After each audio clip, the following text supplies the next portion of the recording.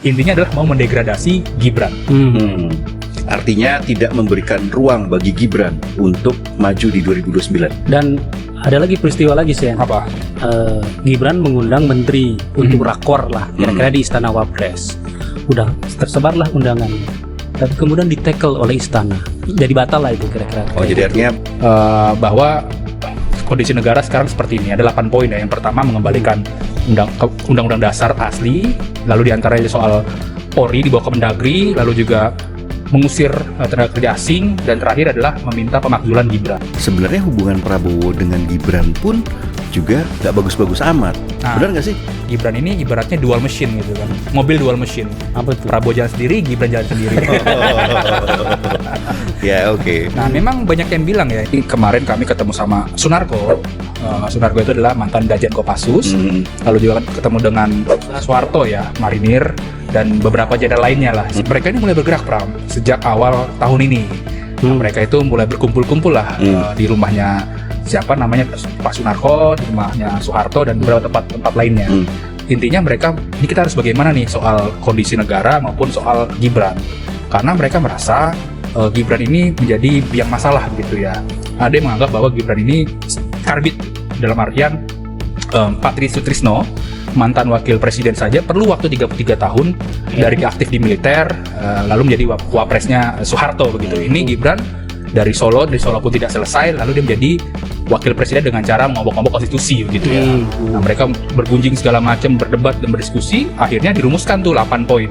8 poin itu dirumuskan, selesai di awal-awal Februari. Selesai, setelah itu mereka datang ke rumahnya Pak Tri Sutrisno. Mereka menyampaikan, Pak, bahwa kami ini ingin menyatakan sikap bahwa kondisi negara sekarang seperti ini. Ada 8 poin ya. Yang pertama, mengembalikan undang-undang dasar asli, lalu diantaranya soal Polri dibawa ke Mendagri, lalu juga mengusir tenaga kerja asing, dan terakhir adalah meminta pemakzulan Gibran.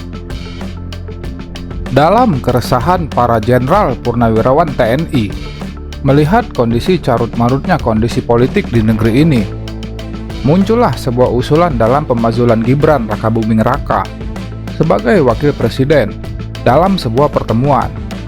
Tentu saja isu dari pemakzulan ini menjadi perbincangan publik yang merupakan bentuk keresahan para purnawirawan TNI melihat adanya potensi matahari kembar dan banyaknya peraturan yang dilanggar untuk memuluskan jalan dari putra sulung Joko Widodo menjadi wakil presiden dari Prabowo Subianto.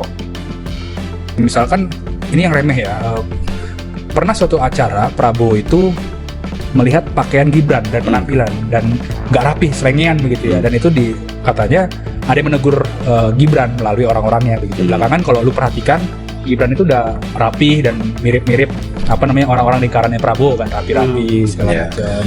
Dan ada lagi peristiwa lagi sih. Apa? Gibran mengundang menteri untuk rakor lah, kira-kira di Istana Wapres.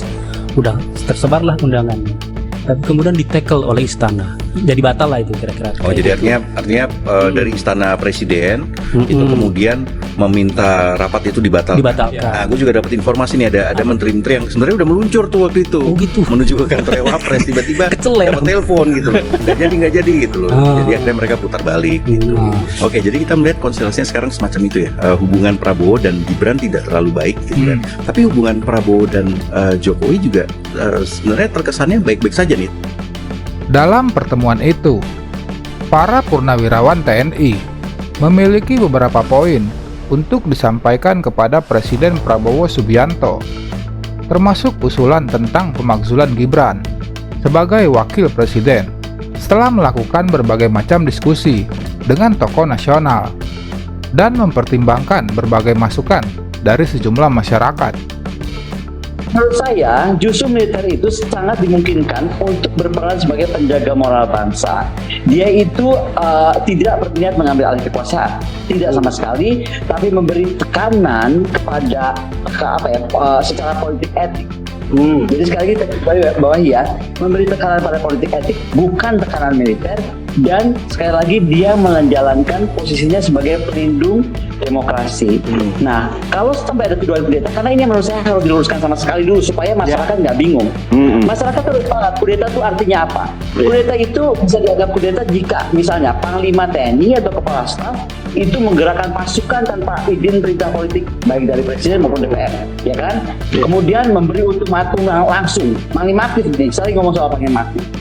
Kemudian bisa juga komando teritorial yaitu Pangdam, Danrem, gitu, Dandim itu langsung mengarahkan pasukan ke wilayah yang untuk diduduki, misalnya menduduki kantor Wapres, nah gitu kan? Atau bagaimana membantang perintah yang secara konstitusi menyatakan mereka harus layak kepada rakyat. Kemudian bisa juga dilakukan oleh Kopassus atau pasukan khusus, mau Kopassus, Pampres, Denjaka misalnya kan, Marinir, Postrat. Bagaimana dia kemudian menguasai pusat-pusat kekuasaan. DPR diduduki, misalnya diduduki, TVRI diduduki, atau media-media lain diduduki. Dan kemudian dia menyandera atau menangkap pejabat sipil. Gagasan pemakzulan dari putra sulung Joko Widodo ini tidak datang dengan tiba-tiba, namun dengan berbagai pertimbangan dan juga hal-hal yang menyangkut pencalonan dirinya sebagai wakil presiden terkait hal di Mahkamah Konstitusi yang bisa dipermasalahkan, serta manuver politik yang sering dilakukan oleh Gibran untuk kepentingan politik pribadi dan keluarganya. Wiranto, mantan Panglima ABRI, sesama kayak nama gua gitu kan, dia sudah bertemu dengan Prabowo dan saat konvers dia juga bilang Pak Prabowo tidak melarang dan seterusnya kan, bahkan menghargailah ada suara dari para jenderal ini begitu. Dan kita telusik juga kan ke beberapa orang-orang di Gerindra dan di sekelilingnya Prabowo kan, mereka mengambil pusing karena yang di ibaratnya di launch tank kayak di games gitu kan, tank itu kan Gibran ya, bukan Prabowo-nya.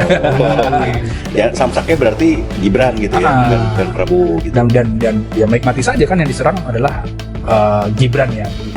Dan mereka juga tidak melakukan mitigasi ya sampai informasi sampai per hari ini, tapi mereka menganggap kelompok itu adalah kelompok pendukung Anies gitu ya. Udah biarin aja itu jalan dan segala macam karena prosesnya panjang, Bram. Lalu kalau memakzulkan kan harus melalui tahapan-tahapan berlapis begitu ya, dan nanti ujungnya adalah di MPR. Sementara di MPR kan dikuasai oleh partai pendukungnya Prabowo begitu ya. Dan hal ini gue tanya juga ke Sunarko kan, ya biarin aja jalan saja. Yang penting Gibran ini terus disuarakan dan intinya adalah mau mendegradasi Gibran. Artinya tidak memberikan ruang bagi Gibran untuk maju di 2029 gitu. Ya, tapi kenapa baru sekarang ya?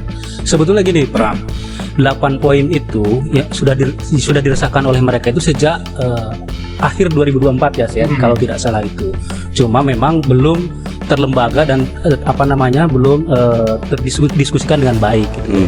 Nah, baru kemudian dituangkan dalam 8 poin. Sebetulnya ada 9 poin satu lagi. Ya itu apa tuh satu lagi? Apa? Silakan. Kau takut? Apa, Wan? Coba, Wan. Ada 9 poin kemudian dicoret. Ya, apa itu yang 9 poinnya itu, satunya itu adalah adili Jokowi.